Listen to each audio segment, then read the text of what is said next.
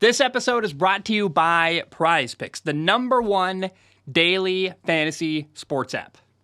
Oh my goodness. Good morning, good afternoon, whatever it is for you. I hope you're having a fantastic day. Welcome in. My name is Zach Schomler. This is Strong Opinion Sports, episode 590. Hope you're doing great. Got a couple props today on the show. We got my little football. I might need that later for a Patreon question explaining how the zone read works. But I've also got my trusty toothbrush. And remember, on 2 episodes ago, I told you that I had a cockroach sitting on my toothbrush. It was painful. It sucked. It wasn't fun.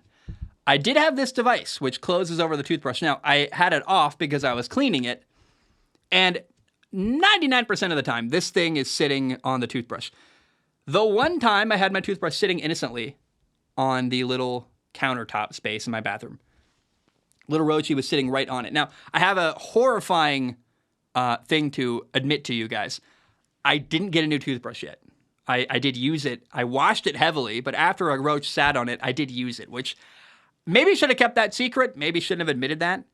Oh, today, the goal is to be honestly kind of chaotic, kind of fun. We're going to answer a lot of Patreon questions. We're going to talk about what happened on Thursday Night Football, the shellacking the Detroit Lions gave the Green Bay Packers. Before I do anything, though, on, I believe, Wednesday's episode, I told the story and I asked the question, hey, what's worse than having a cockroach on your toothbrush? And I think that it's a Friday. We can really have fun with this, and I can read the comments and enjoy it. I'd like to maybe make Fun Friday a thing every week. So here's the thing. I feel like, right or wrong, let me know what you guys think. I think the show is getting a bit, I don't know if stuffy's the right word, but certainly, like, there's a lack of fun that I would like to have. I think that it's appropriate on, like, the episode breaking down NFL Week 4, for example. That'll be Monday's episode. I'm recording that Sunday night. It's appropriate for that to be very focused, like, very straightforward. Here's what happened. Here are the games. Let's talk just about football. But I need a little bit of fun energy in my life. I need to do something a little more wacky, to be, for lack of a better term. And so I think Fun Friday is going to become a common theme. Let me know if you like that. I'm open to suggestions. I'm open to whatever. I think pretty soon on the Fantasy Football Show, I'm going to be interviewing people that I'm playing against in fantasy football. I want to have a little more fun on the show. Like your boy Zach, I'm in my office all day for like 12 hours a day. I think people don't realize I haven't barely left my apartment in like 2 weeks. And I was sitting around last night like, I need to A, have fun doing my job a little more. And B, I need to leave my apartment and like go enjoy. I live in Hawaii, for God's sake. I'm in downtown Honolulu. I barely leave. I need to go outside and enjoy it. So I'm trying to have a little more fun, enjoy my life a little more, do little things like that. I think it's going to make a difference, make the content better. I'm open to feedback, though. So I want to read a couple things. I asked you guys, what is worse than a cockroach on your toothbrush? And before we do that, I do also want to say, I've got a question for, I think we're going to answer it next Friday, but I want lots of comments on this episode, too. So please comment this. I want to hear from you guys. What object do you own that gives you the most joy? What's the thing you own? And don't be dirty. Don't say, like, my dildo. I don't need to hear about that. Be more creative and be honest. Like, for me, I think, tell me what your favorite object is and what has brought you the most joy in your life and why. And when I'm really honest about it, I think it's my Nintendo Switch. I think, like, is it the most important thing in my life? No. Is it the most valuable thing in my life? God, no. My laptop probably most important thing I own. And without it, I would be screwed. I couldn't make any content, couldn't make a living. I'd be right back to HVAC without my laptop. But the thing that's brought me the most joy has been my Nintendo Switch, getting to play all kinds of games, going to different worlds and planets, literally playing, Outer Worlds and Mario and Zelda, The Witcher, Vampire Survivors, like getting to go on all these different adventures and the joy I have. And I've got so little time in my life. I got an Xbox right here. I barely ever play it because it's just a pain to like start it up, turn on the TV. Something about having it in your hand, the Switch, just makes it so like easy to do. And I really, I would say like that's the thing that's brought me the most joy. Now, I want you to write in, what is the thing, what object do you own that's given you the most joy in your life and why? I want to hear. We'll talk about it next Friday during Fun Friday. But here are the amazing responses I got. I asked you guys, what is worse than a cockroach on your toothbrush? And the first answer, here's what's worse. A cockroach successfully rizzing up your girl. I cannot even imagine if if my girlfriend left me for a cockroach. I can't even fathom. Yeah, I guess you're right. That is worse, but now, I love how nonsensical this idea is. Rizzing up your girlfriend. Does she leave me or does she just flirt with the cockroach? Because that's also, I feel like sometimes, I mean, I've dated girls, I feel like they're getting rizzed up by dogs. Like they're flirting with the dogs more than, they give the dogs sometimes more attention and love than they give me. And I'm like, yeah, I mean, you could give me a little more affection, a little more, you seem like you really love that dog. And I'm a bit left out. I'm curious if that's, the next one, what's worse than a cockroach on your toothbrush? This one's very literal. America's healthcare system, Twitter, and the Broncos' chances at a Super Bowl. Healthcare, you already nailed it right there. My God, it's amazing how unaffordable literally anything is. Basic stuff like getting help. I mean, I guess it's fine. I can't afford healthcare, and I'm out here winging it, hoping rog dog in life, hoping nothing bad happens to me. But if I got cancer, I would rather die than go into debt paying cancer for like if I get cancer, I hope you realize I'm just dead. Like I can't pay for it. I can't do anything about it. I can't afford all the treatment. It's a death sentence for me. And that's kind of a funny thought. Funny and horrifying. Twitter's pretty bad too. The Broncos' chances at a Super Bowl, are they worse than finding a cockroach on your toothbrush? Well, I mean, I don't know if worse, definitely. I feel like you can't really compare the two, but definitely the Broncos are not going to the Super Bowl at all. What's worse than a cockroach on your toothbrush is not seeing it and then using the toothbrush. True. I will say, like, I had the opportunity to clean it before using it again, and I am confident there's never been a roach on it while this blue thing has been on the toothbrush. But the one time I had it off, again, roach sitting just happily right here. I think that's because, am I wrong in this? I feel like no matter how much you get water and run your toothbrush under the faucet, no matter how much you do that, you're never going to quite get all the toothpaste out of the bristles. I feel like there's always residual toothpaste just sitting there, and I think roaches are attracted to that really sweet smell, so I think that's what happened. But yeah, certainly, I think that I am glad I caught the roach, so I was able to do something about it, clean the toothbrush before using it again. I should have replaced it. Now that I say that out loud and admit that publicly, I'm getting goosebumps. I'm a bit embarrassed. I should have just bought a new toothbrush. They're like $1 at Walmart. And yeah, I just cleaned it off. I didn't want to do the effort of going to the store. I should have done that. I did use... Again, though, like, yeah, you can clean stuff, right? I hope. I don't know. Also, is it bad that I washed my toothbrush with soap and it was still bubbling? You put it on this thing, it's still bubbling. And I couldn't tell, is it bubbling because of the soap or bubbling because of the toothpaste? Did I brush my teeth with soap? I don't want to know all the answers. I should have just replaced it. I'm realizing now out loud, I should have replaced the toothbrush.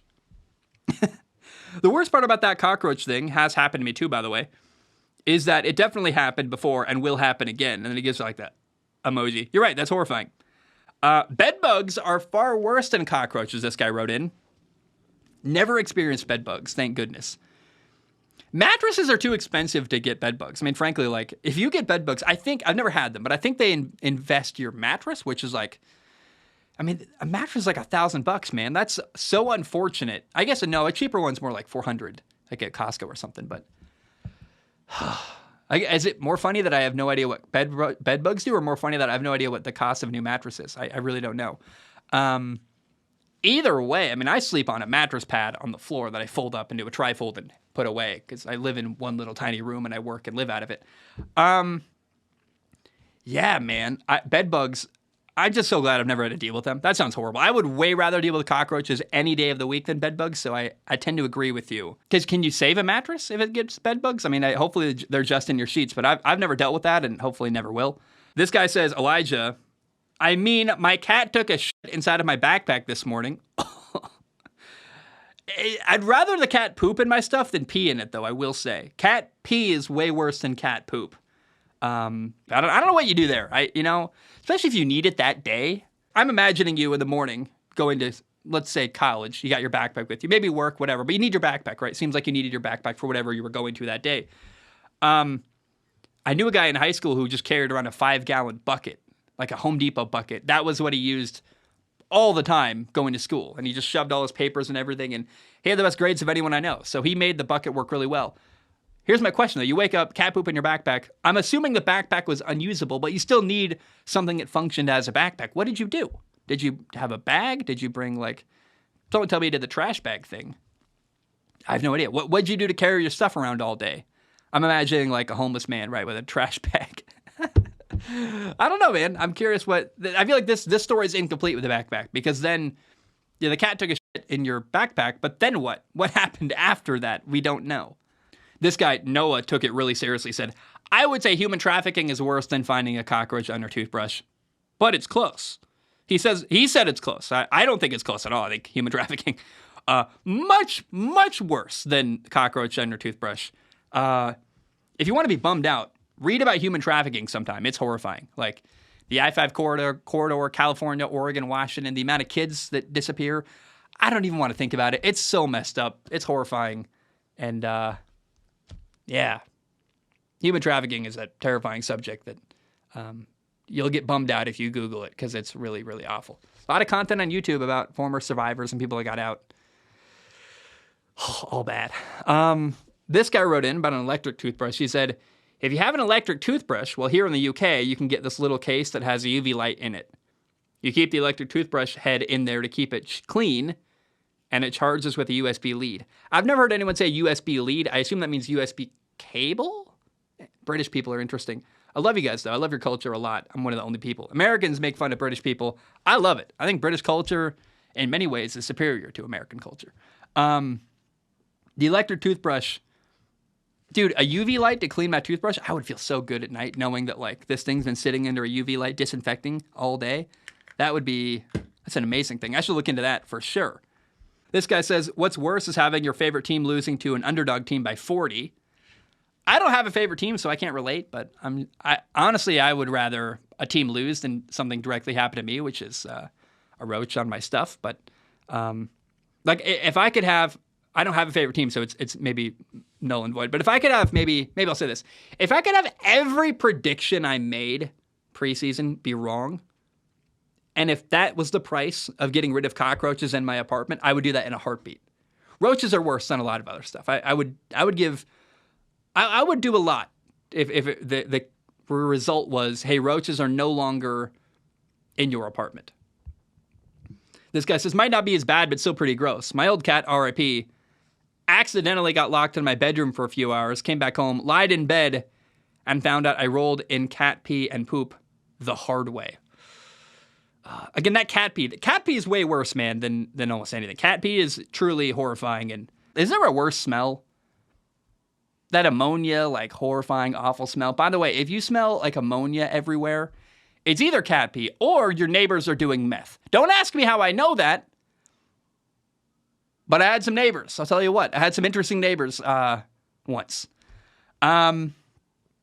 Noticing the cockroach after said toothbrush is in your mouth, that would be worse. Although I can't imagine, how do you possibly, unless you're not using toothpaste, how can you use your toothbrush without looking at it? And the minute you pick it up, the roach is gone. Those things don't hang around for like an extended amount of time. The minute you interact with them, they are gone. So I hear you. That's an interesting idea. Who wrote that in? Boomers, Skoomers too. What a weird username. But I can't imagine you pick up the toothbrush and A, don't see the cockroach, but B, do not put toothpaste on, which requires you to look at the toothbrush. And also, that roach ain't hanging around while you put it in your mouth. There's just not a feasible way for that to be possible. So, unrealistic writing. I hate it. What's worse than a cockroach on your toothbrush? Probably waking up to one on your hand. Yeah, it sucked. Now I get traps to win the war. I've had that happen. That's not too bad. I've had roaches. Sometimes I'll be laying in bed watching something on my phone, and I feel a movement. I'm like, oh, what's that? And I'm like, oh, it's a roach. And I wake up and I flick it away. And that's happened to me really only like 3 times, but it has happened. I'm just glad I never accidentally crushed one in bed, because that's a wet, white. You ever crushed a cockroach? I did it once live on the show, but it was off camera. It was like right here, and you couldn't quite see. They splatter white matter everywhere. The inside of a cockroach is white and fleshy. And do cockroach traps work? No, we have roach traps here. Admittedly small ones, because we don't want big ones, because we have got cats, and the cats would probably die if they got the chemicals in their bodies. But yeah, roach in your hand, waking up. That's happened to me before. Not the worst thing. I'm not gonna lie. That's happened to me. I sleep on the floor. Like I don't really care. It's fine. But I hear that you can put there's a mix of like jalapenos and like a couple other things you can put together. That's not chemicals, by the way. Because again, animals and my roommate's very like, no chemicals. And I'm like, okay, whatever. What do you do? Whatever you got to say. So I think there's a mix you can make with like jalapeno juice and other stuff and put it down your drain. Because that's where the roaches come in. In case you don't know that, it's like your shower drain, your bathroom drain, and your kitchen drain are like the main places. They come up the drain, and it's gross and horrifying. But if you pour the right stuff down it, it can keep them away. So that's good to know.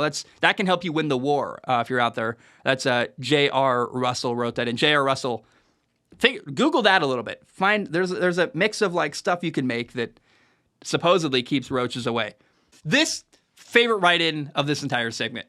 What's worse than having a cockroach on your toothbrush? Being a Bears fan. Yeah, dude, for sure. Being a Bears fan, I would not be a Bears fan. If I had at one point been a Bears fan, I would be a former Bears fan. I could not stick around with that fan base long enough, or that ownership group and that management. I'd be too frustrated. I could not stay a Bears fan for much longer than I would be too frustrated with the people making decisions and feel too screwed over if I was a Bears fan to be an invested person that way. Thanks for giving me new nightmare fuel with that toothbrush story. I mean, let's be clear. There's not a lot of places that until I moved to Hawaii, had never seen a cockroach in my entire life, other than in New York City, it makes sense. It's a cesspool there. So I don't know that you're like in danger. If you live in like Iowa, I don't know that there's a lot of cockroaches just hanging out in Iowa. If you're clean and normal, there shouldn't be roaches, but we are very clean here, and unfortunately, no matter what we do, that's just part of living here. Your building has an infestation, you're kind of screwed. And if you're one of those people out there, I'm sorry, because as a person who, no matter what I do, I can't escape the roaches, it's part of life. What's worse than having a roach in our toothbrush? This guy says, I am the tomato, says, not getting a Wednesday fantasy football video from SOS. Oh, man, I love you. Thank you. Let's be clear. The schedule for the show right now is we record Sunday night. That comes out Monday. Record Tuesday. Record Wednesday. Whatever I haven't covered yet from that week of football, I record on Wednesday. I also cover my weekend preview on Wednesday so I can get it out. Usually Wednesday night I record that. That'll come out Tuesday morning. 6 a.m. East Coast time.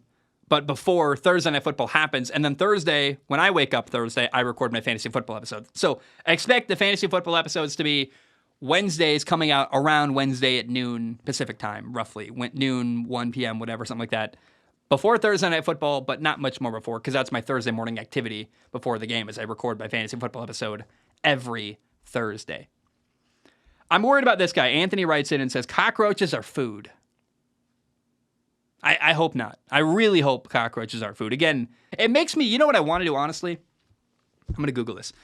Household cockroaches should never be consumed as they mostly feed on trash and unhygienic food. It will cause serious infections if improperly consumed. It is advised to eat only cockroach dishes prepared by professionals as they specially breed and feed them with healthy fruits and vegetables. Oh, this guy says, I can one-up your toothbrush, Roach. On vacation at log cabins in Maine on a lake, I hung up my swim trunks next to the front door. The next morning, I got up to put my swim trunks on. After getting them on, I felt a bunch of roaches and beetle-like bugs all up in there. I was a kid when this happened, and I still remember it. That sounds terrible. I would not want to do that. You ever hear, like, when people talk about hard drugs, one of the symptoms of it, like using heroin or meth, is that you feel like you've got bugs all over your arms. I don't care how good that drug makes you feel. That's a deal breaker for me. I never want that feeling of like being covered in bugs and feeling like, nope, no. I could never, I don't care. It must be like amazing. If the drugs have to be incredible, if you're still going to withhold and keep doing it, even if you got this feeling of bugs all over you. I guess that really also speaks to how strong addiction is. This guy wrote in, Chris said, my sister had a baby cockroach crawl into her ear. Ear infection, had to be removed. Gross, creepy. Yeah, that sounds awful. I would never want bugs in my ears. That sounds absolutely terrible. Like, if you want to look up a horrifying YouTube video, there's a video out there of a lady with a spider in her ear that had to be removed, and it's not good at all. One day I was going number 2, and I stood up to flush and dropped my phone in the toilet and had to grab it in a full toilet, this guy says. That guy's name is Zach, by the way. Zach Wiki is his username. Zach Zawicki with a Z. Zach Zawicki. If you're a real person, that's your last name. We now know that guy has reached into a toilet full of poop and grabbed his phone and recovered it. Imagine. Then he puts his phone to his ear to make a phone call, covered in. No matter how bad you clean it, it's still. I will be honest. After doing HVAC and dealing with animals my whole life, poop doesn't bother me that much. Like you wash your hands, you move on. The hardest thing about a phone, though, is you've got like these weird little edges and these creases and crevices you can't get stuff out of. Like, you can wash your hands really easily. There's not a lot of cracks to like have stuff stick into, and even your fingernails you can get under there. On a phone, there's these weird little crevices that no matter what you do, they're hard to clean, and so that does concern me there. Here's one that I want to read it. I'm going to read this one at the very end of the show. It's dirty. It's like really dirty. And I think this guy, Chris, needs a bit of encouragement when it comes to getting dirty. But we'll circle back if I remember at the end of the show. Let's dive in today.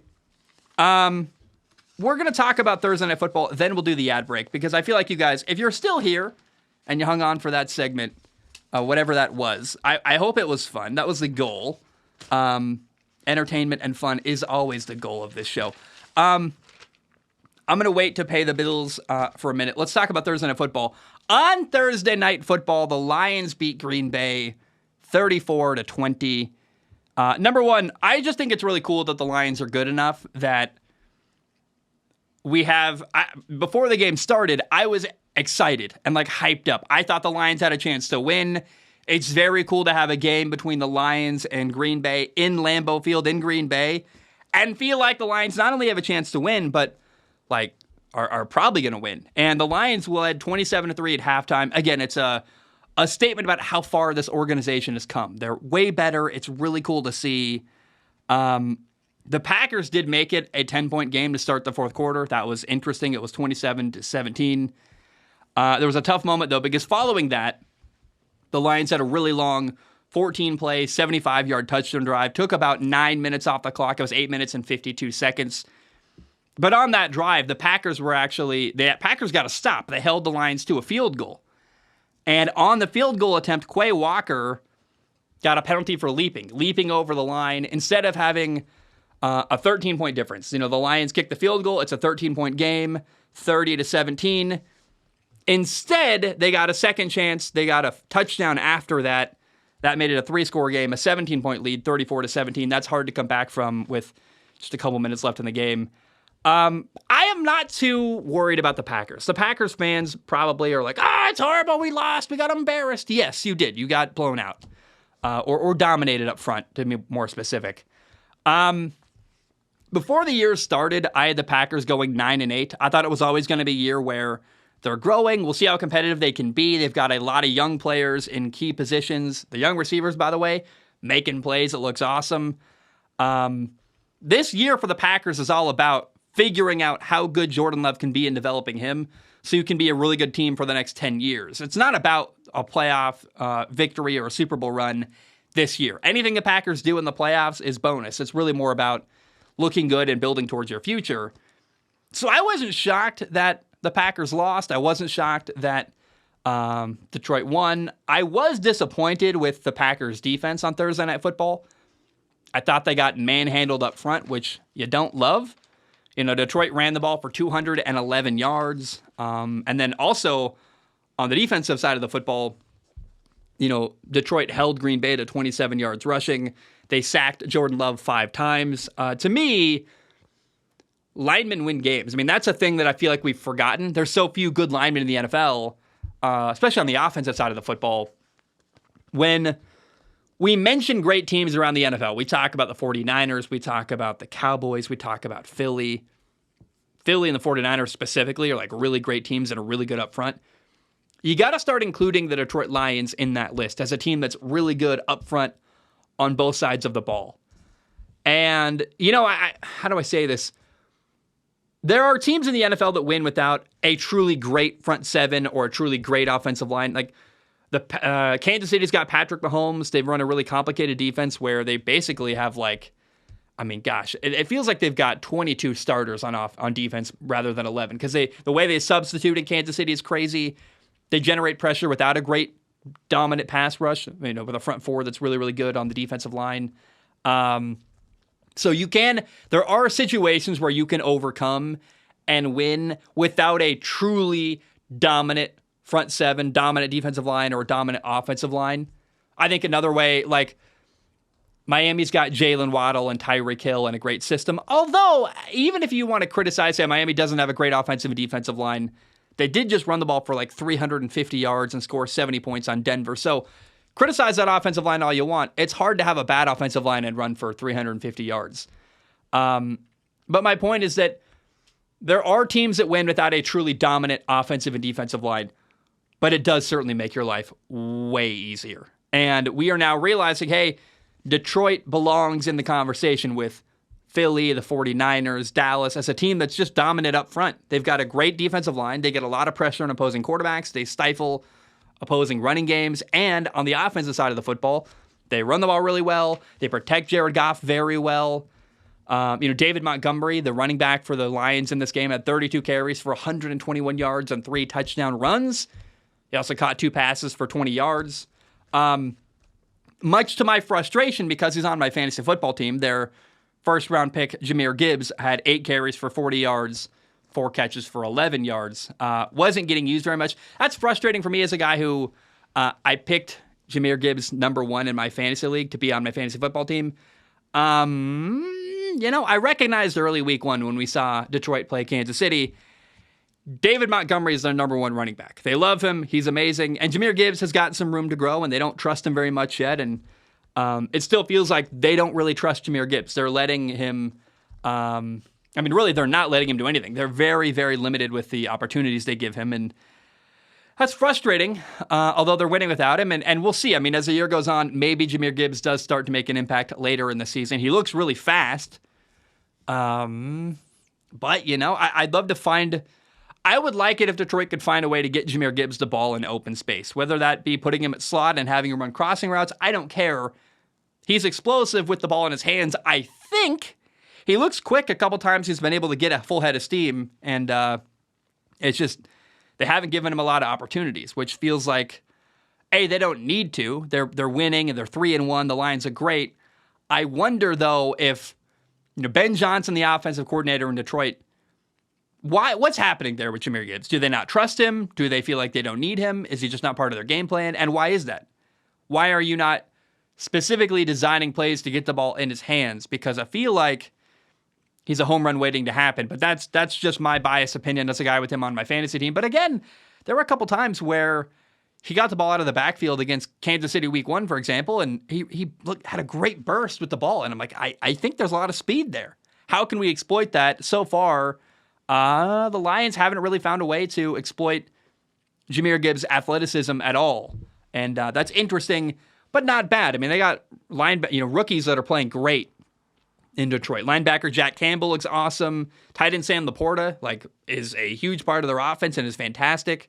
Defensive back Brian Branch is a rookie. He looks fantastic too. He had some injury scares last night on Thursday Night Football, but he's fantastic. This Lions team, they're 3-1. It's really cool to see the Lions winning. They are exactly what I thought they would be. They're really good up front. They've got a reliable quarterback. They are great defensively. And, I don't know that we're going to see the Lions in a Super Bowl. I would love to see that. That would be outstanding.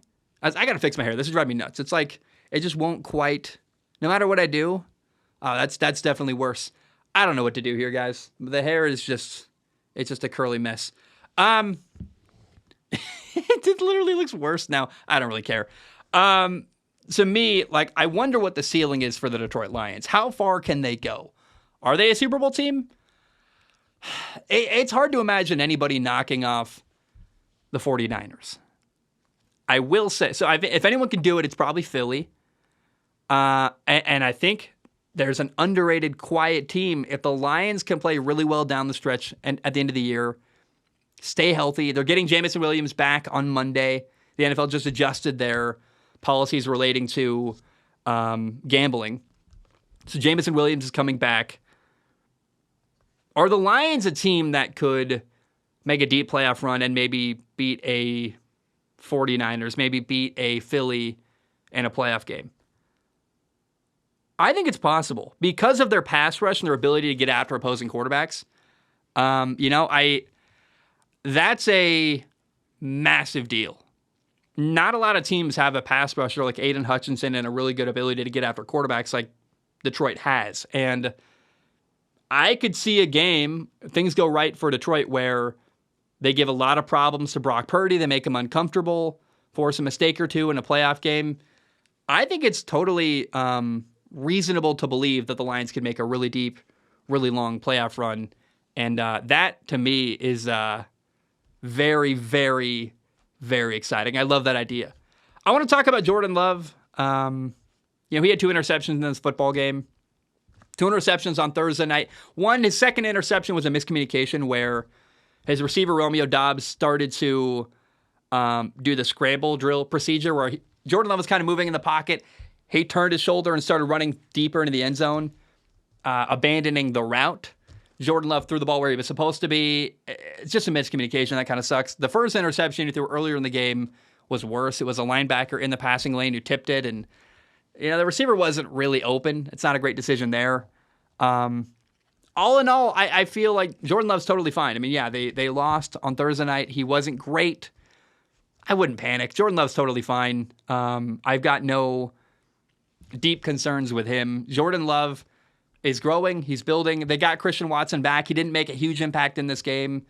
It's his first game back. I wouldn't hit the panic button if you're a Packers fan. You're 2-2. You lost a tough game. You lost pretty bad. Again, 27-3 at halftime is hard to swallow, but it shouldn't be a shock. The Lions are a better team than the Packers. We knew that going into week 1. And so I think more than anything, again, the real concern is why did the Packers defense allow they got dominated early. And I feel like it was a mix of the Packers offense didn't get enough going. Jared Goff threw an interception on the very first drive of the game. After that, the Lions scored on 4 straight drives. A field goal and 3 touchdowns made it 24-3. Jared Goff really bounced back. He was hot early on. The Packers offense was not doing great, and the Packers defense struggled to slow down Green Bay. I love Jared Goff, man. Jared Goff, it's kind of cool. You've seen him, if you've been paying attention to him since he started in the NFL, drafted in 2016. He's really grown up in the NFL. He's a totally different person and player than he was when he started off in his NFL career. And, I think that's him maturing. That's also natural as you grow up from whenever he was drafted to now. He's like 28, 29, something like that. Jared Goff has come a long way. And was it 2016? I think it was 2016 when Jared Goff was drafted. Let's double check that. Jared Goff draft class. Jared Goff was drafted in 2016. Okay, I'm not crazy. So Jared Goff, he's just grown up in the NFL, become a much more mature person, I think a better leader. I really admire the work Jared Goff does in the community. I think that never gets talked about. He'll never be Patrick Mahomes. I mean, Jared Goff is probably never going to be a top 5 quarterback. That doesn't make him not valuable. It doesn't make him not a great player. He's outstanding. He's exactly what Detroit needs. I wish he could run a little more. There are times where, I remember that week 1 game, there were moments where I wanted Jared Goff to step up in the pocket and take off and run for a first down. He didn't, and that's just not a part of his game. That is a bit frustrating. I will say, though, Jared Goff is 2-0 against Patrick Mahomes. So while he may never be Mahomes, and he needs a little more help than Patrick Mahomes does, 2-0 against him, which I find kind of interesting. All right, Eber writes in on Patreon. Eber wrote in and said this. Oh my gosh, I am so out of sorts. I didn't pull up the notes early to prepare. Eber says, "Hey Zach, dude, I'm so glad you liked Prime Vision. Hopefully the word will get out and more people will start checking it out. If that happens, maybe other networks will catch on and start broadcasting games that way." So in case you don't know, I think there are people who I didn't know until like 2 weeks ago, and I still get comments today. Oh my gosh, you taught me what Prime Vision is. It's amazing. Even a bad game on Thursday Night Football is made more interesting because of Amazon Prime Vision. Prime Vision is the best way I think you can possibly watch football. Not an ad, a recommendation because I love you and want to help you. It's all 22. They zoom out farther. They show the coverage. You can see pre-snap where the safeties are aligned. You can tell if they're showing blitz. You can see who's in motion. You can see the coverages. It's awesome. It's a zoomed out view of football. You still get the broadcasters in your ear, so you still have Kirk Herbstreit and Al Michaels broadcasting while you're watching on Prime Vision. It's amazing. It's the best way I've ever found to watch football, and I really, really cannot recommend it enough. I wish every game was broadcasted this way. It's so much more fun when you can see what the coverage is, what the safeties are doing pre-snap. As a guy who played football, played quarterback, I like getting an idea. Like, oh, what would I do on this play? What am I thinking defensively? And I watch at home going, oh, that looks like one high safety, man coverage, probably cover one. We got a free safety in the middle. And then, oh my gosh, he rolls down, it's cover zero, that kind of stuff. It's like so fun when you get to see that. Or like, oh, it's too high safety because that guy's creeping up. And you can see that pre-snap. Looks like they're giving a too high look and they're actually going to roll and one of the guys going to blitz off the edge. Like that kind of stuff is amazing. And you get to see that when you're watching on Amazon Prime Vision. It's just a way better way to watch football.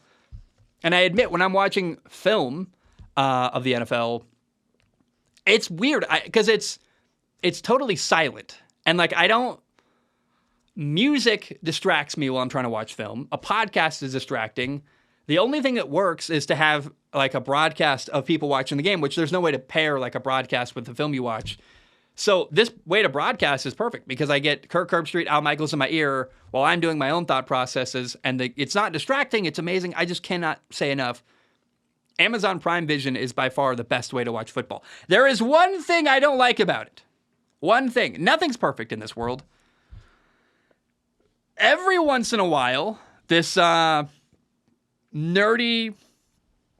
analytics expert, Sam Schwartzstein, I think is his name, comes on, and it's like, I don't need him in the broadcast, what's happening? And then they override the regular broadcast feed where he chimes in, and he's not very well-spoken. I hate it.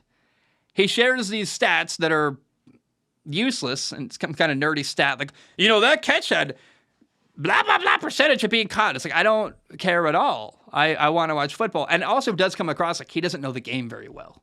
And I've watched broadcasters like, I'm trying to think. Joe Green is a great example. If you ever want to watch Joe Green, like there's a video, I watched it last night. I think the guy's name, the YouTube channel, I want to give credit if I can. I think it was like Jaguar Gator 9? It was a number, Jaguar Gator something. Great video. He breaks down how bad Joe Green was as a broadcaster. Like, there's no analysis there. It's garbage. And Sam Schwartzstein, I don't know how helpful his information is. I'm like, I don't really care. I don't want to hear from you. It would maybe be better if he wasn't so nervous. He comes across like a guy who's very scared to be talking to millions of people live. He stumbles over his words. It's just not a great product, and I don't need that on Prime Vision. But I mean no hate against him. I'm sure he's a nice, lovely human. But it's like the one negative thing of my favorite way to watch football is this guy butting into Prime Vision broadcast. It's very rare. It's like every 30, 20 minutes, something like that. 25 minutes maybe.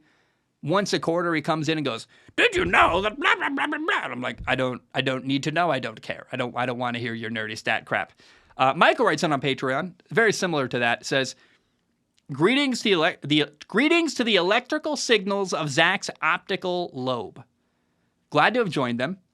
Amazon is really pushing highly specific next-gen stats in their Thursday night football broadcasts, but I wonder how many viewers gain value out of them.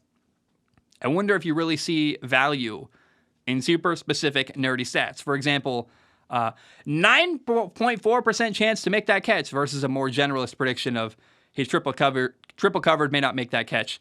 Given that it is your job to often analyze players and teams, do you use statistics at that level of granularity? Do you think they could be useful for a player or team evaluation in the industry? I'm sure there's some value, right? I mean, it's nice to know, like, this has some... I think tendencies are a great way. Like, what do they do statistically on first down? How often do they do this or that? That kind of stuff is helpful because it helps you predict what they're going to do when you're making a defensive play call. or even an offensive play call, like predictive, stuff on what they regularly do. But I also don't trust other people to collect information for me. So like if I was a head coach, I would be getting all of my info like that from watching film rather than trusting some analytics guy. I'd watch the film and say, hey, on third down all the time, they're going to man coverage. That's what they trust on third and short. They load the box. They stop the run. They play man coverage. That's the kind of tendency I would, rather than listen to some stat guy tell me what to do, I would just want to see the film myself and find my own examples and build my own belief on what happens. For the most part, I think that the Amazon Prime advanced metrics crap is useless garbage. I don't care. How do you determine, by the way, that's a 9.4% chance to make that catch? Like, I mean, that player in that situation based on what factors are you really considering there? Because what about his height versus the height of the defenders? What about this? What about that? What about how often he catches contested passes? I mean, there's so many factors that to boil it down to 9.4% feels like ridiculous. I'm like, I don't think you're... I just don't trust... Maybe I don't trust other people's ability to collect or interpret data. I'm like, I trust what I see and what I believe rather than what you say or what you believe. I also get this feeling, like when I watch Sam Schwartzstein tell me about football games on Thursday Night Football, I get the feeling that he didn't play football at a high level. I get the feeling that maybe he played like in high school. He doesn't come across like a guy who played quarterback. I think he would be able to articulate the game a little better if he was a former quarterback. I don't know. I think often I'm not really a big analytics guy. I don't care about the numbers. I care about what I see and what I know. And I do think people often use numbers because it's a shortcut rather than watching film. And they don't want to take the time to learn the game at a high level. So they just blurt out some advanced analytics at you that they got off a website somewhere. I think numbers have value. For example, I used earlier that the Lions ran for 211 yards. I mean, that I think has value because it's an example of how well they ran the football. They were dominating up front, had over 200 yards rushing. That's fantastic. But I tend to only go surface level with numbers because they're an example that supports what I'm saying about they ran the ball well. For example, they ran for 211 yards. I don't try to go even deeper than that because it just doesn't, for me, move the needle. I don't really care. I want to give credit. There's one guy who I think uses numbers in a really high-level way that often comes across as valuable and makes a lot of sense to me. Brett Coleman uses advanced analytics in his videos, and I've watched a couple times here and there. They're fantastic. I mean, Brett Coleman's videos are just like, he's in this like tower above LA, I think. It's beautiful. Like all these night shots. I mean, his videos are amazing to watch. And also like as a football guy who knows football, he really uses analytics in a helpful way that augments and makes his content better rather than relying on them heavily and making the numbers the story. When all you're presenting is numbers, I go, the numbers can't be the story to me. So that's my thought, my opinion on that. Okay, I'm going to take a short break. When we return, I don't really like this because it feels like we're going to do 2 ad breaks in a row because I got to take a break to pay the bills. You got to hear from the sponsor today. Then I got to pitch you on patreon.com/Zach Schomler. So I apologize in advance. I feel like this is going to be kind of awkward where I'm going to do an ad read and then do another one where I tell you about my Patreon. But it is what it is. I was going to do it earlier, but I had decided to go off on some tangent talking about cockroaches for whatever. I hope people like that. I'm not really sure if people enjoyed that segment or not. I probably could have had more fun with it. Maybe had some more jokes. I was a little bit nervous that I was wasting people's time because I know people want to hear about Thursday night. I'm learning. I'm growing. I really want this to be, again, the show has felt a little too stuffy to me recently. I want to have more fun. I think goofiness is kind of valuable and important. So I don't know what I'm doing yet, but I apologize. Let's take a break.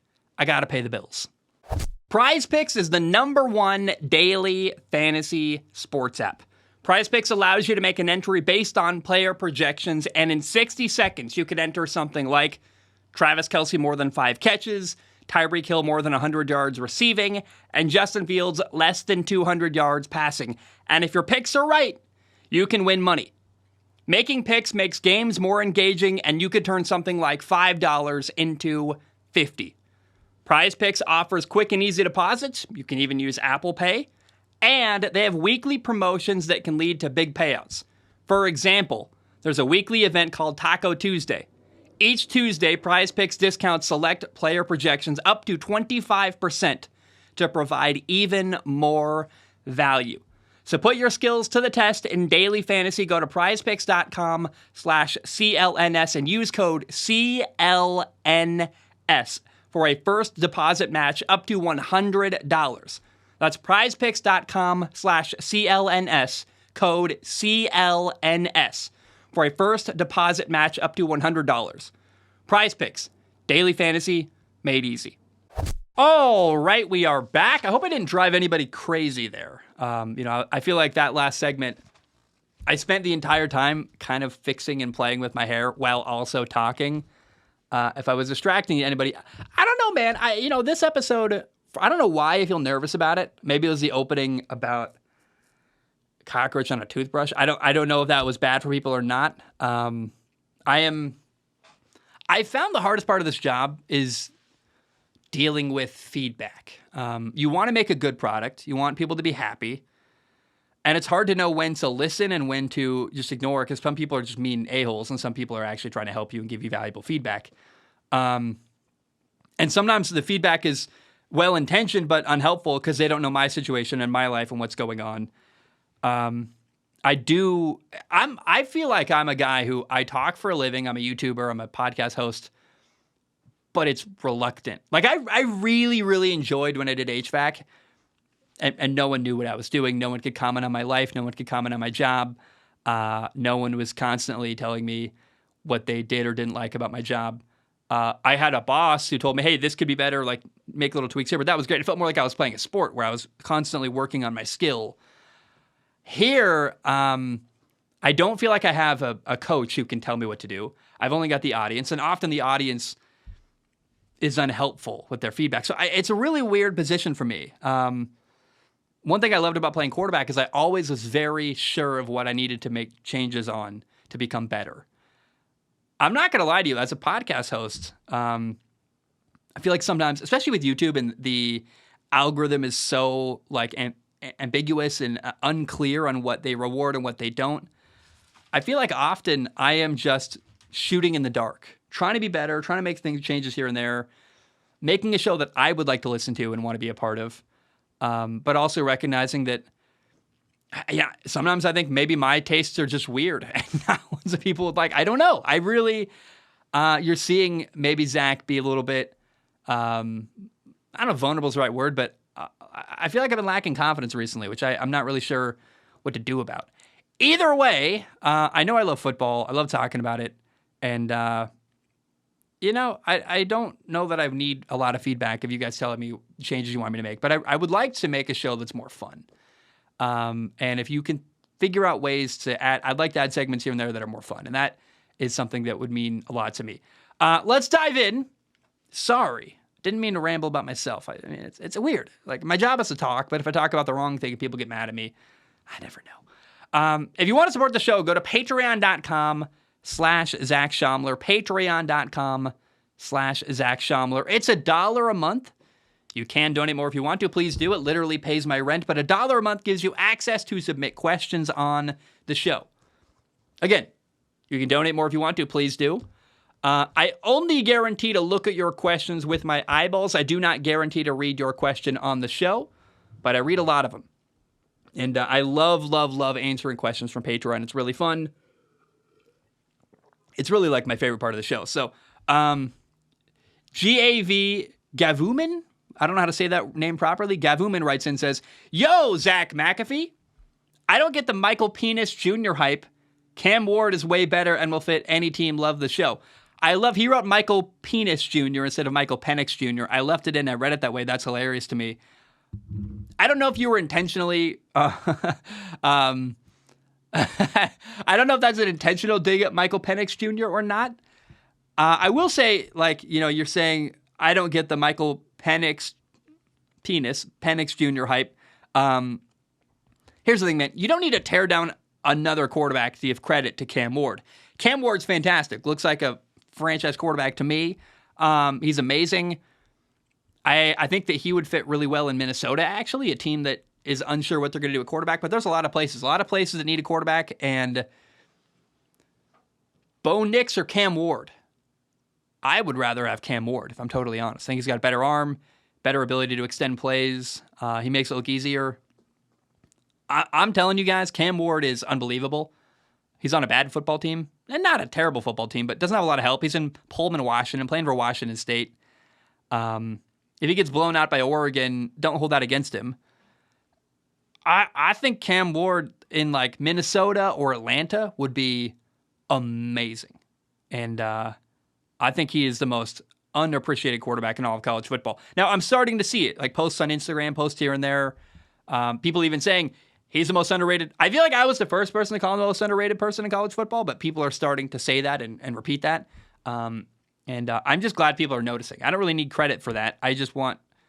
I want Cam Ward's name out there because he's fantastic. His ability to extend plays and make high-level throws, and he's so good in the second phase of a play where, it's not open. Oh, there's a pass rusher coming. Let me make a guy miss and extend a play. I'm outside the pocket, and outside the pocket, extending a play, he is incredible. Like, gotta be, I would argue he's better than Bryce, what's the guy's name? Caleb Williams. Bryce Young. I almost said Bryce Young. Caleb Williams is fantastic. I think Cam Ward's got a better arm, a stronger arm, throws the ball more easily, farther downfield. I really think if Cam Ward played for like USC or Clemson, he'd win a Heisman Trophy with no doubt. And so, I don't know, man. He's a quarterback at a lesser program that is not getting recognition. Although I think that's starting to happen. People are starting to go, wow, this Cam Ward guy is really good.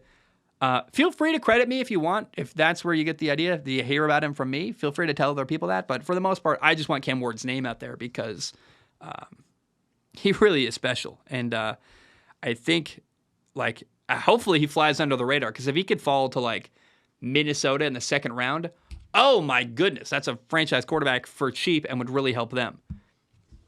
Lucas writes in, Lucas says, yo, Zach, how's it going?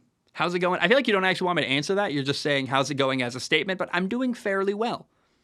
He says, I'm following up on a question from last week. I do believe it was from Luke.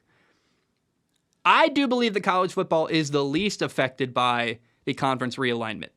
How do you think the student athletes of smaller sports like rowing, tennis, badminton, rugby, etc.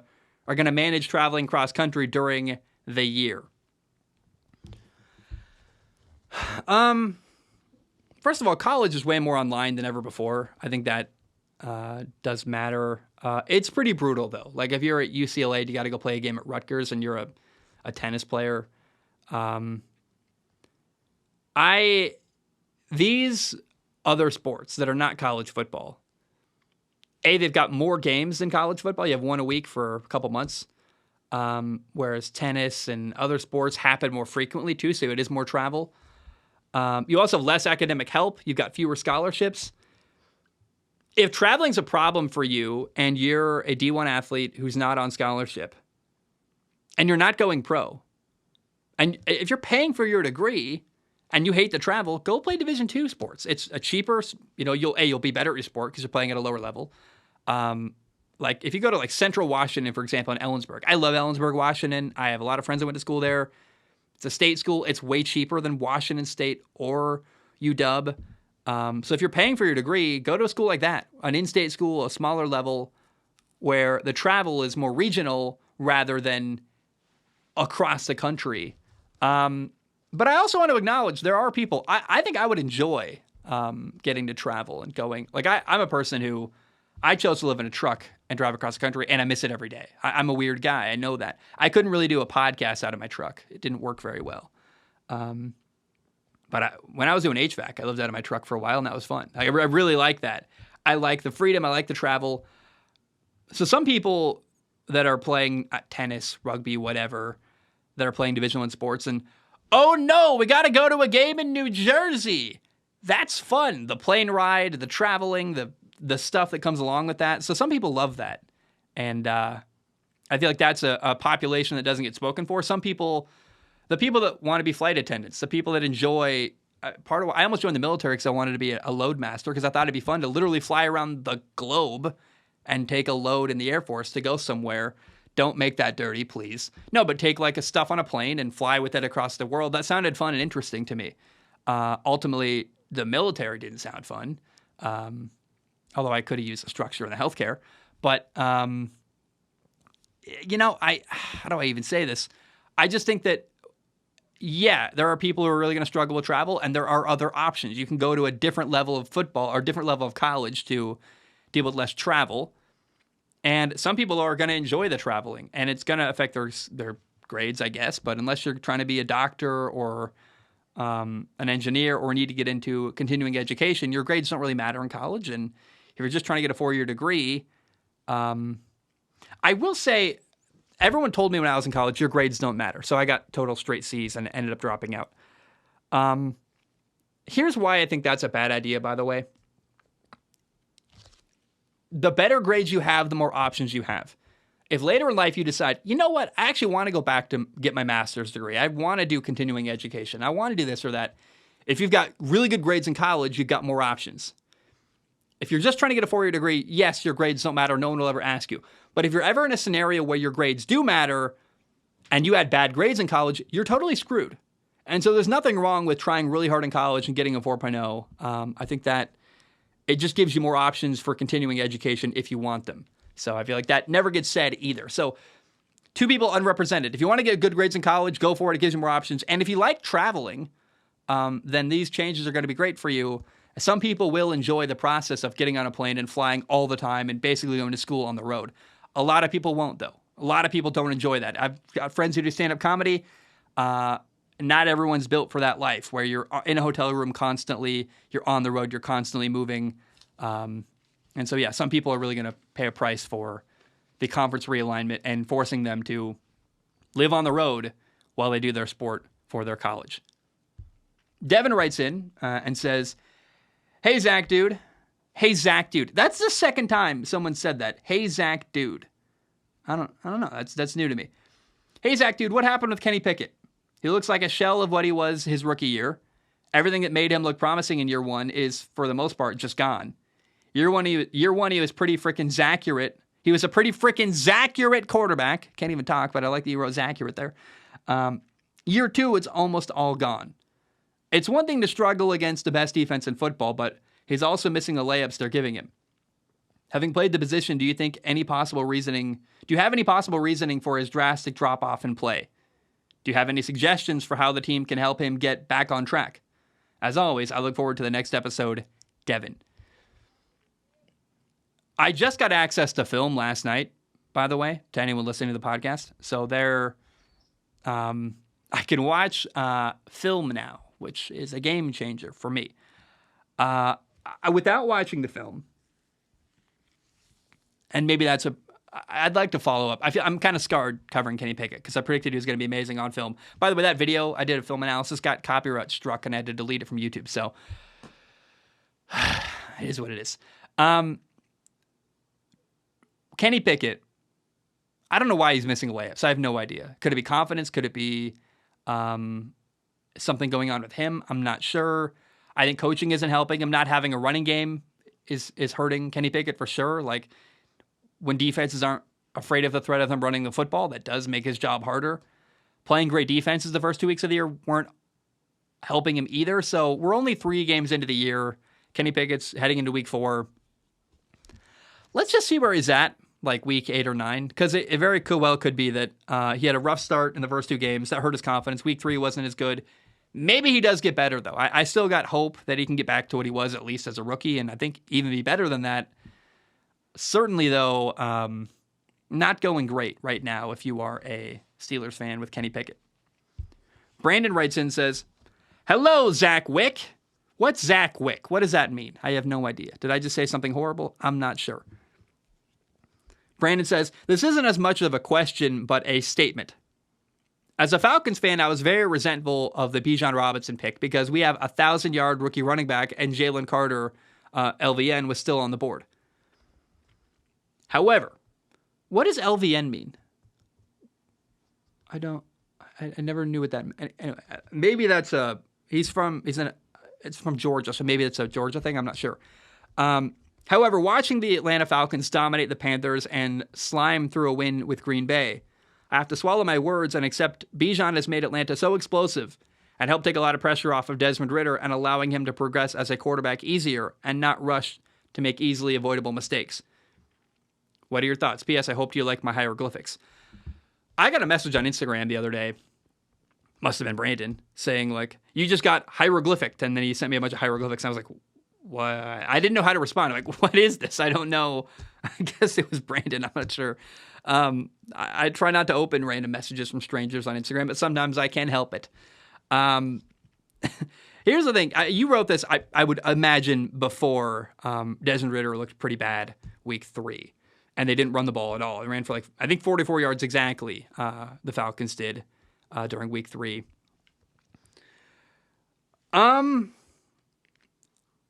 The question in Atlanta really is whether Desmond Ridder is the right quarterback. They clearly have an awesome defense. They're really good up front on defense and offense. They've got a lot of great skill players, but Kyle Pitts isn't able to get the football from Desmond Ridder. Desmond Ridder is making a lot of mistakes. Doesn't have a great arm. It's, yeah, you're right. Bijan Robinson was a great pick, but the quarterback's more important anyway. What's going to happen with the quarterback position? That's a huge question right now in Atlanta. Ryan writes in and says, hi, Zach.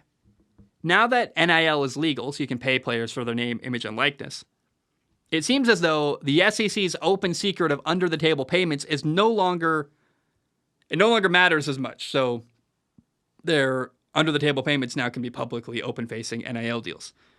The amount of legal money is now infinite, and frankly, the South has less money than the West or Northeast. What's stopping wealthy colleges from buying the best teams, regardless of the culture and tradition of football in the South?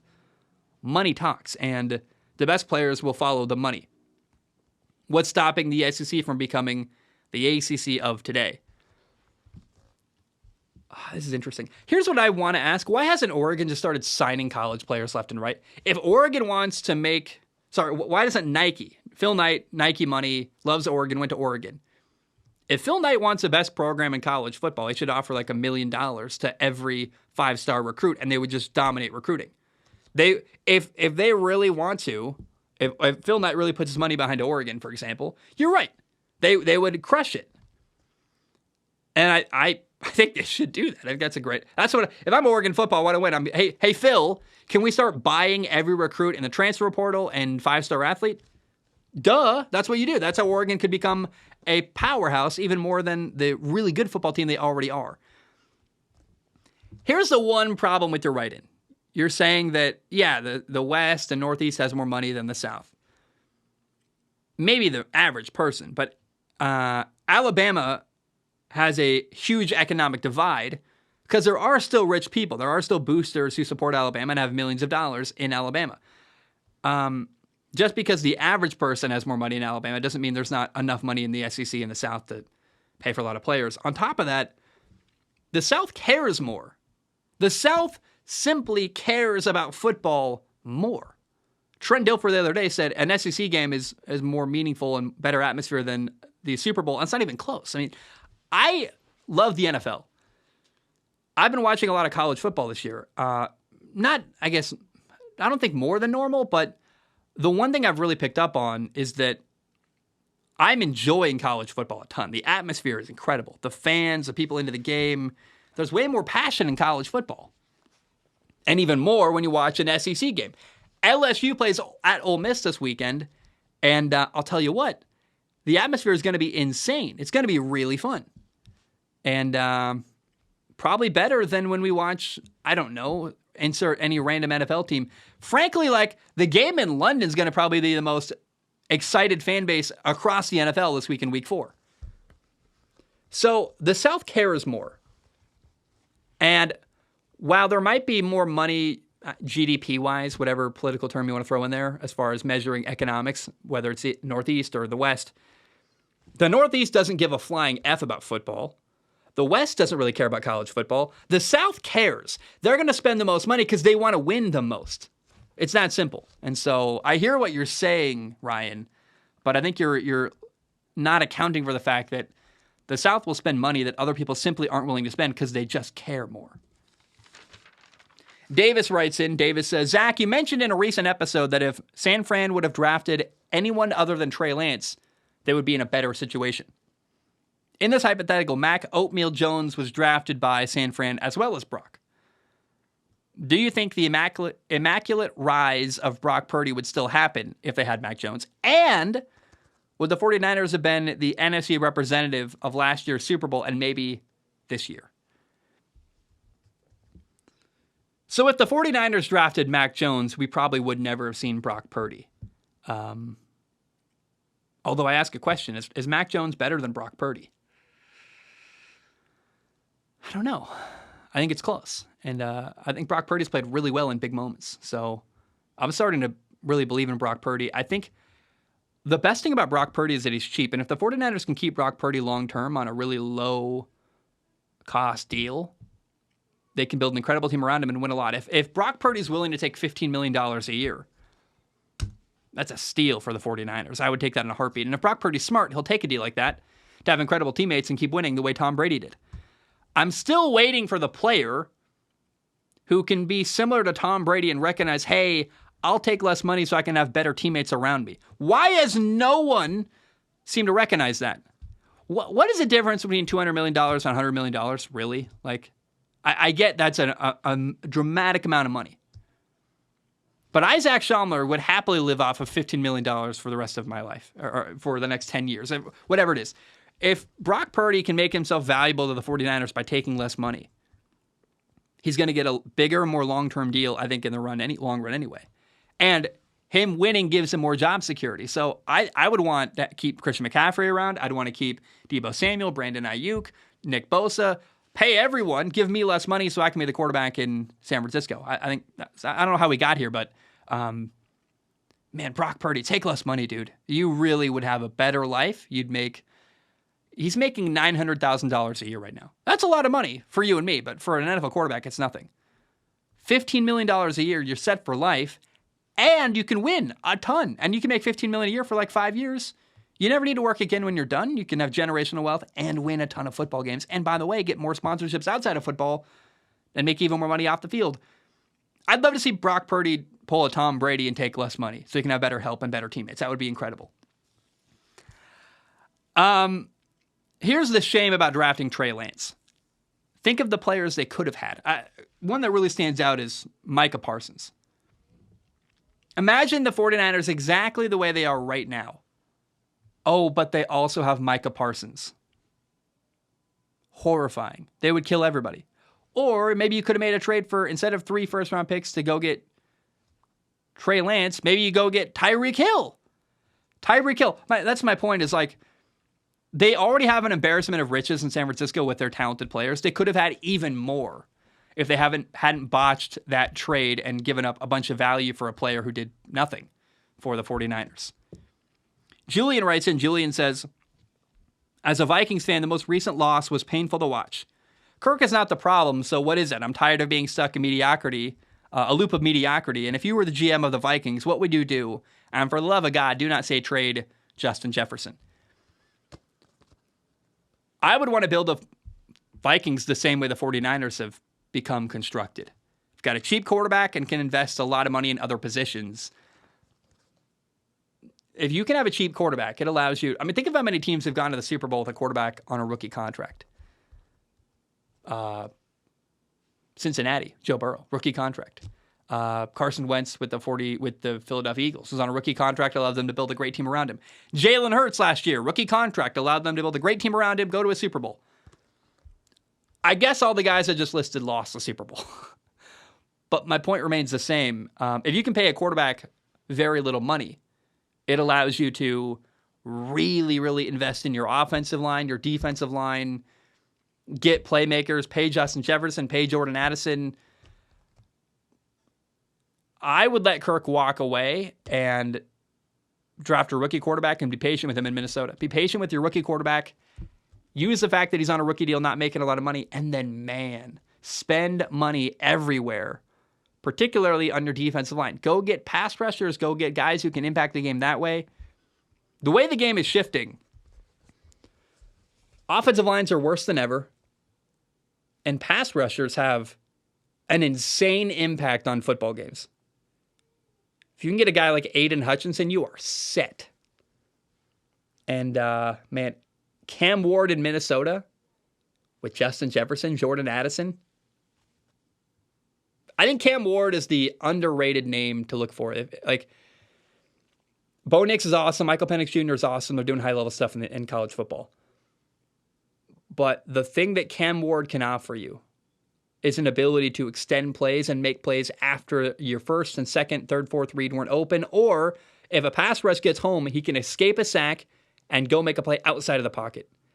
And I think he's better at that than Caleb Williams is. Caleb Williams doesn't have as strong an arm as Cam Ward, and Caleb is amazing. I'm not trying to take anything away from Caleb Williams. I'm just telling you that Cam Ward's the sneaky Josh Allen type quarterback, the Lamar Jackson of this draft, where you're like, hey, that guy's probably not the first quarterback off the board, but he could be the best. And I think Cam Ward, if he goes under the radar enough where he's a second-round pick to Minnesota, oh boy. Remember, Jalen Hurts was a second-round pick, by the way. Like, it's not uncommon and not unrealistic to find a good quarterback after the first round. I worry that as the year goes on, worry is the wrong word there. I think it's possible that people are going to start catching on to how good Cam Ward is, and he's going to go up and up and up in the draft stock and become a first-round pick. But he's a guy, if you can take Cam Ward in the late first round, Atlanta, Minnesota, oh my gosh, that's a home run. I really believe that. But if you can have a quarterback on a rookie contract, paying him less money, rather than what Kirk Cousins is getting right now, and then really, really invest in other positions, that's what I would do if I was the Minnesota Vikings. And maybe if Cam Ward's a first-round pick, get him or not, I don't know. But if you can get Spencer Rattler, Bo Nix, really pay him less money. The same way the 49ers are paying Brock Purdy nothing right now. And it allows them to spend a ton of money on other positions. That would really help the Vikings. And if they could build their team that way, it'd be incredible. SempeRick writes in, Sempe says, hey, Zach, not sure if this has been asked before, but do you watch any anime or read manga? Manga? I don't know how you say that. If not, I recommend Hunter x Hunter, Death Note, One Punch Man, and Dragon Ball Z Kai. It's easier to watch than regular Dragon Ball Z. If you do watch anime, what are your favorites? I'm not a huge anime guy, but it's not because I don't like anime. I think anime is actually amazing storytelling. I don't watch a lot of TV. In the last year, the shows I've enjoyed are Star Trek Discovery and The Expanse. That's literally it. I don't really watch any TV. And when I do, it's sci-fi stuff. I love space. I would trade my left nut to go to space. I would do anything. I want to go live on Mars. I would happily be there. Even better, if I could get out to Neptune. To see Neptune with my own eyes would be the best thing of my entire life. I would give anything to go see Neptune. So I'm just busy. I don't watch a lot of anime mostly because of that. I will say I loved Attack on Titan. I think Attack on Titan, it finished and then it kept going. So I think there's actually more I can watch of Attack on Titan when I have money to figure out what subscription I can find to go watch it. Money and time are what I need to go watch Attack on Titan and really watch whatever is continued on from that series after it supposedly ended. The ending I saw was underwhelming. This summer, I watched season 1 of Hunter x Hunter. Hunter, however you say that.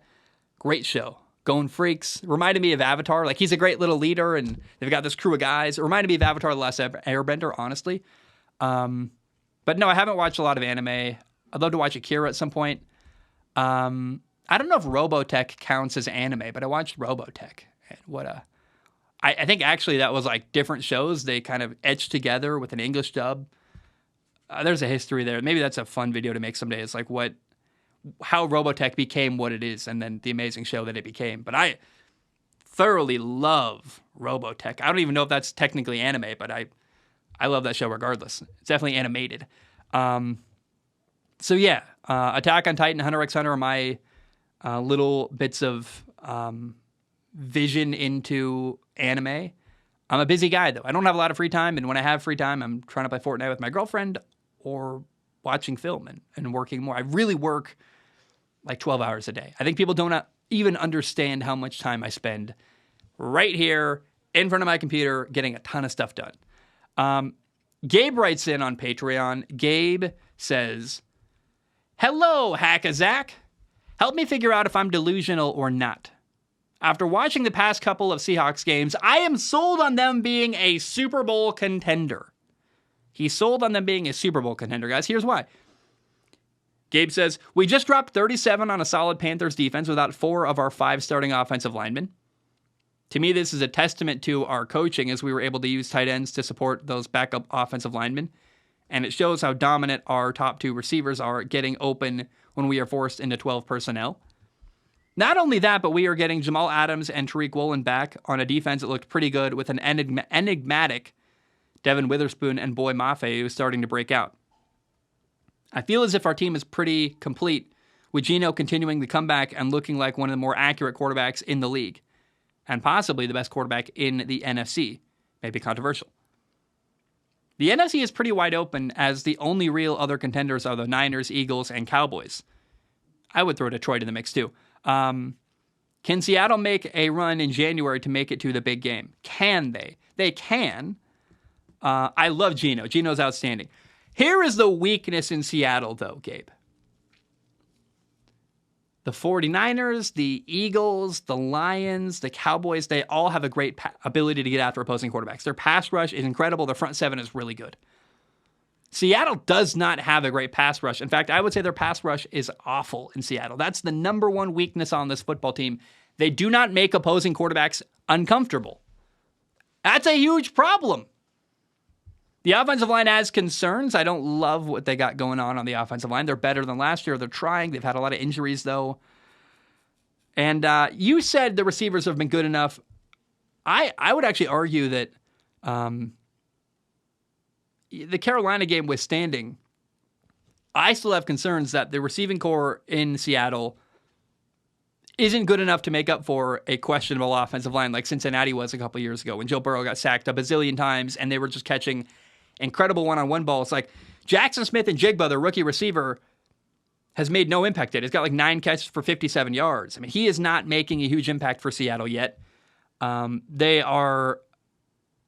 DK Metcalf's coming off a huge game. I think 6 catches, 122 yards, something like that. But I want to see all 3 receivers in Seattle regularly beat one-on-one coverage. Then I'll say, hey, you can win with a bad offensive line or a weaker offensive line. But the pass rush is a huge problem in Seattle. Detroit has got a great offensive line. Let me check this. Let me check this out real quick. Googling something, don't worry. So, Seattle beat Detroit in overtime 37-31. They made that work. That was a huge win for Seattle. I still worry, though, in running the gauntlet, what is going to be the NFC playoff race. I think Philly, 49ers, Dallas, Detroit, that's a lot of teams with a really good offensive line.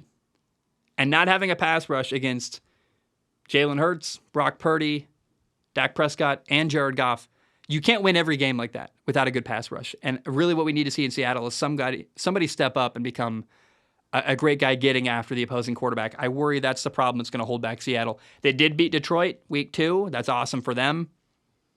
But man, I don't think Seattle's going to dominate really good offensive lines frequently. And that concerns me.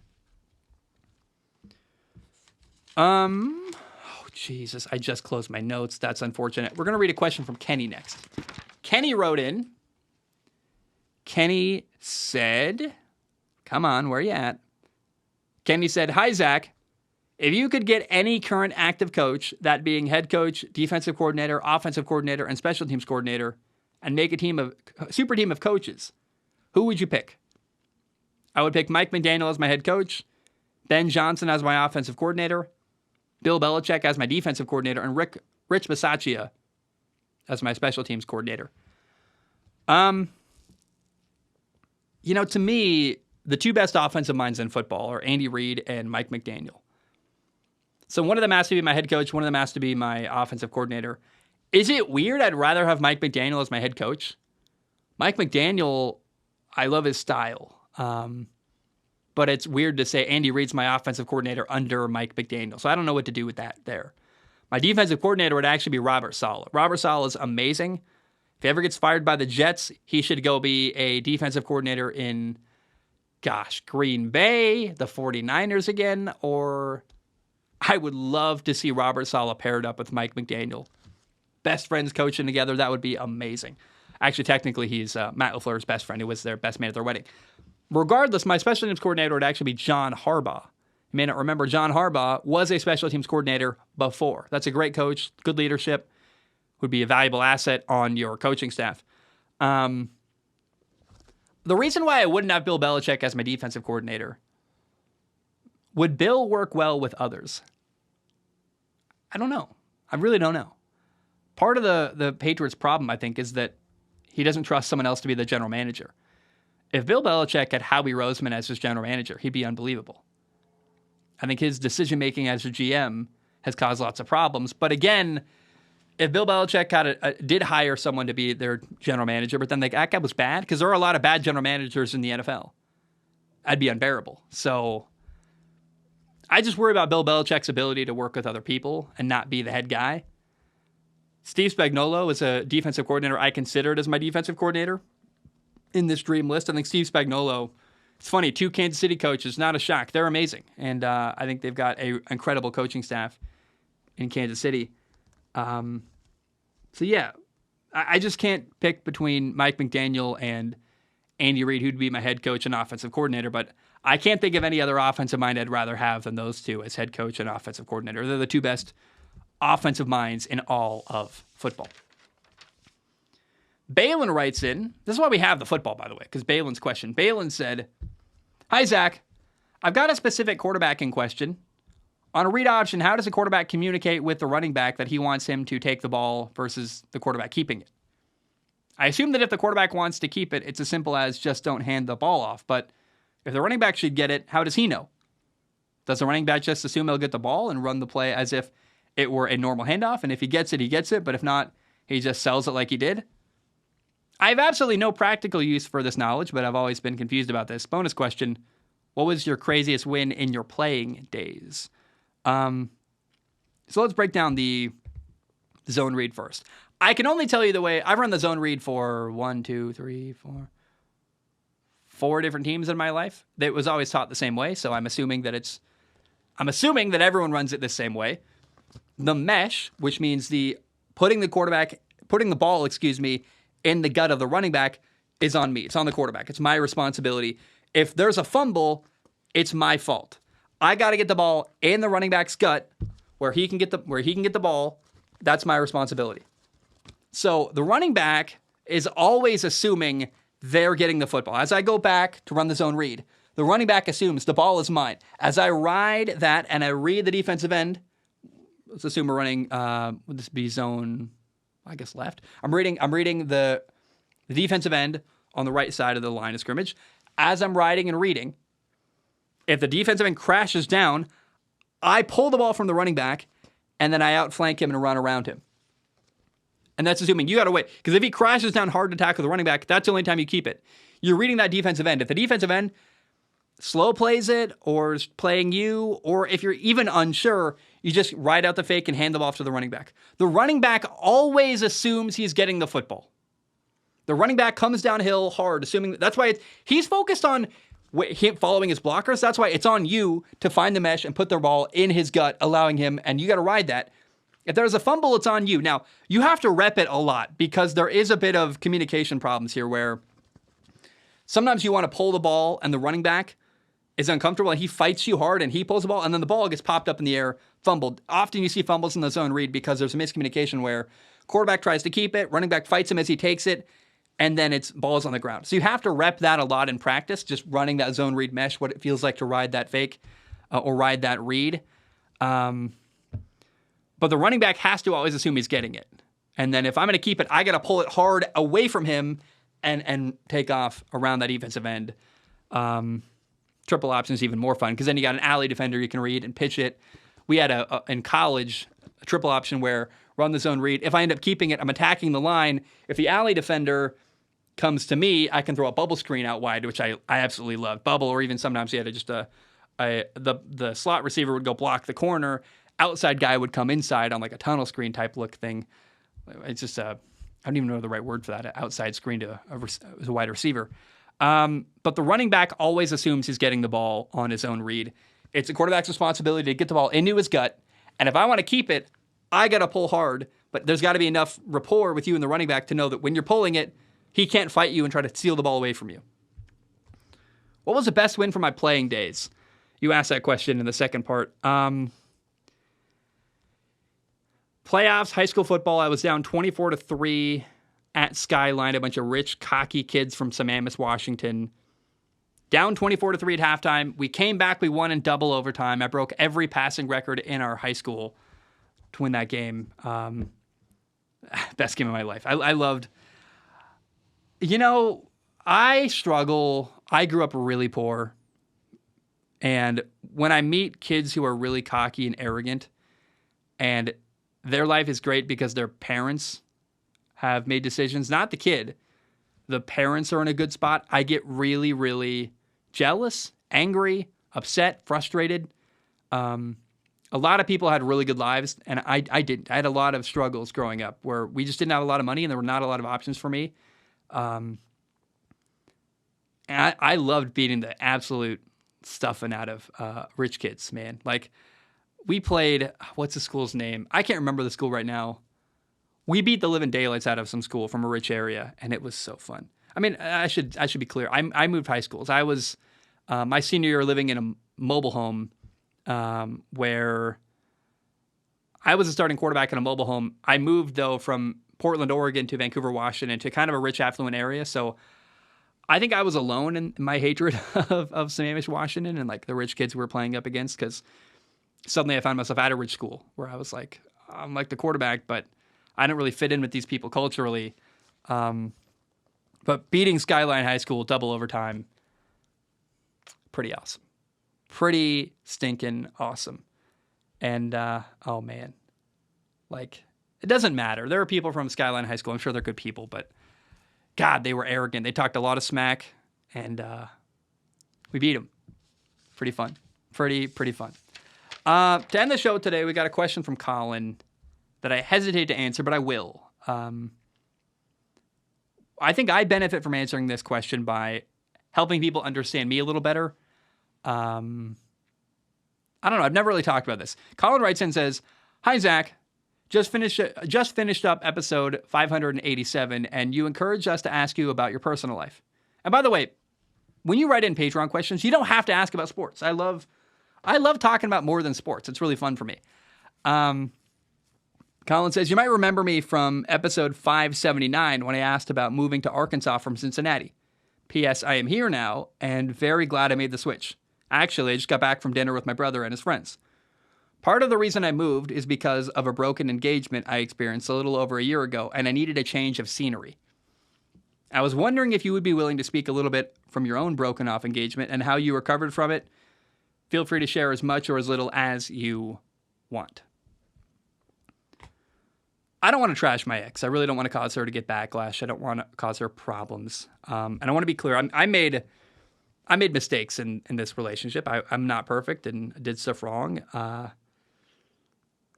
There are 4 reasons why I called off my engagement that were painful and difficult. One was money. Like, when I started dating her, I was killing it on YouTube. Things were really good. It was 2019.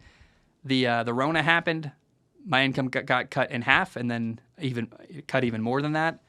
And so I went from paying for everything to suddenly needing help financially. And she had a college degree. And the reality is, when she needed to pay for her half of stuff, she either couldn't or didn't. But financially, I'm like, I can't support both of us, and you need to help. And that was one factor that really caused a lot of stress in our relationship.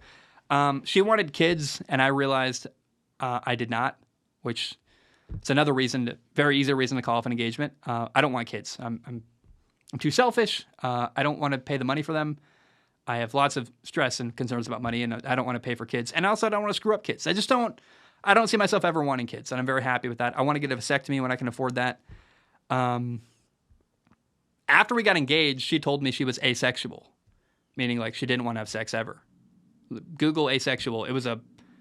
I felt like the rug got pulled out from under me. I need sex, man. That's important to me. And I didn't want to be married in a situation like that. We had conversations about it. It wasn't going well. I was like, look, man, I want to be with someone who wants to have sex with me. Like that just is, it matters to me. And then her parents hated me and I hated them. They were really religious and never gave me a shot. I thought they were really abusive. I didn't want to be anchored to them forever. I realized like, hey, I shouldn't marry someone whose parents and I don't get along. That would be a horrible mistake. After I called off the engagement, it broke me though. I felt like a failure. That was my plan, and having to regroup after that was difficult. It messed up my whole life. Part of me feels glad about that though. I think that if she could see what happened to me in the couple years after we called off the engagement, I'm glad she didn't see me like killing it and being really happy. I'm glad she saw me struggling because at least she knows that like it affected me too. It cost me a ton of money. It put me in a really dark place emotionally and mentally. My brother dying was the hardest thing I've ever been through, but calling off my engagement is up there, man. I had back-to-back, like really painful, really, really brutal breakups. Because the girl before that, I thought I was also going to be with a long, long time. And so,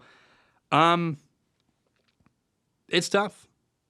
And Collin, I heard you had an engagement that got broken off. I know that pain, dude. That's not fun. That's horrible. I wanted this to be a fun Friday episode, so I need to end the show with something fun. So I need to read Chris's YouTube comment. Remember, we were talking about what's worse than finding a cockroach on your toothbrush. And Chris says, here's what's worse. Finding out she cheated on you and he says R her out. I think he means ate her out. But you didn't know till a month later and you no longer want to lick another one. Sorry for the graphic. So his girlfriend cheated on him. He used his mouth in places that, are fun. And then he didn't want to not only, I just got to say, like, this is weird to me on so many levels. Like, the people you date are going to sleep with other people, or at least they have in the past. And you don't want to, I don't understand. I take great pride in my work with my mouth. You know what I'm saying? I should probably cut this out. I can't believe I'm talking about this on the show. I'm going to leave it in because it's chaotic. It's Fun Friday. But hey, man, learn to use your mouth. You know how to get a lady to love you. You develop that skill. And hey, man, it's a